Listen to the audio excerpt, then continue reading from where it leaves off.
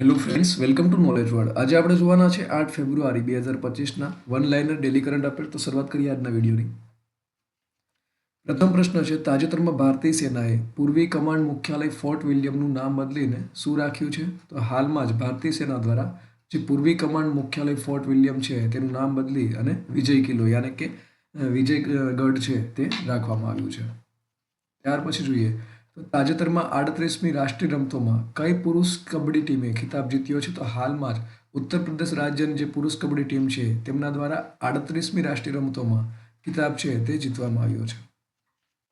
ત્યાર પછી જોઈએ તો તાજેતરમાં સેનાએ કઈ આઈઆઈટી સાથે ઊંચાઈ પર વાંસ આધારિત બંકરો વિકસાવવા માટે કરાર કર્યો છે? તો હાલમાં જ આઈઆઈટી ગુવાહાટી સાથે જે ભારતીય સેના છે તેને ઊંચાઈ પર વાંસ આધારિત બંકરો વિકસાવવા માટે કરાર કર્યા છે.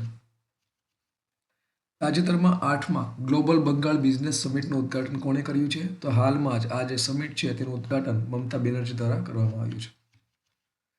તાજેતરમાં પ્રકાશિત થયેલા અહેવાલ મુજબ ભારતમાં સ્તન કેન્સરના સૌથી વધુ કેસ ક્યાં નોંધાયા છે? તો હાલમાં જ હૈદરાબાદ ખાતે સૌથી વધારે કેસ છે તે નોંધાયા છે.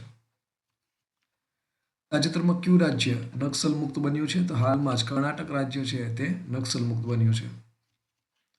તાજેતરમાં વિશ્વ ફાર્માકોપિયાની 15મી આંતરરાષ્ટ્રીય બેઠક ક્યાં યોજાઈ હતી? તો હાલમાં જ નવી દિલ્હી ખાતે વિશ્વ ફાર્માકોપિયાની 15મી આંતરરાષ્ટ્રીય બેઠક છે તે યોજાઈ હતી.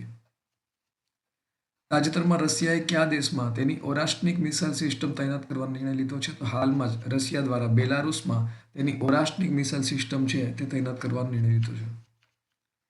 તાજેતરમાં કયા દેશમાં મહિલા રમતોમાં ટ્રાન્સજેન્ડર ખેલાડીઓ પર પ્રતિબંધ મૂકવામાં આવ્યો છે? તો હાલમાં જ અમેરિકા દ્વારા ટ્રાન્સજેન્ડર ખેલાડીઓ છે ત્યાં પ્રતિબંધ છે તે મૂકવામાં આવ્યો છે.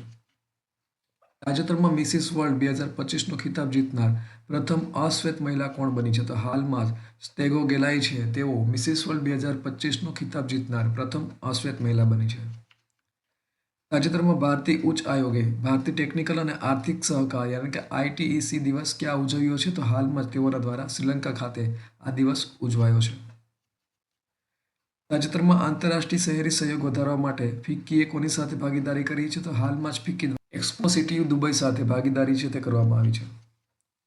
તાજેતરમાં પેટ્રોલિયમ અને કુદરતી ગેસ મંત્રાલયમાં કોની નિમણૂક ડિરેક્ટર તરીકે કરવામાં આવી છે? તો હાલમાં જ સાગરસિંહ કલસી છે તેઓની નિમણૂક છે તે પેટ્રોલિયમ અને કુદરતી ગેસ મંત્રાલયમાં ડિરેક્ટર તરીકે કરવામાં આવી છે.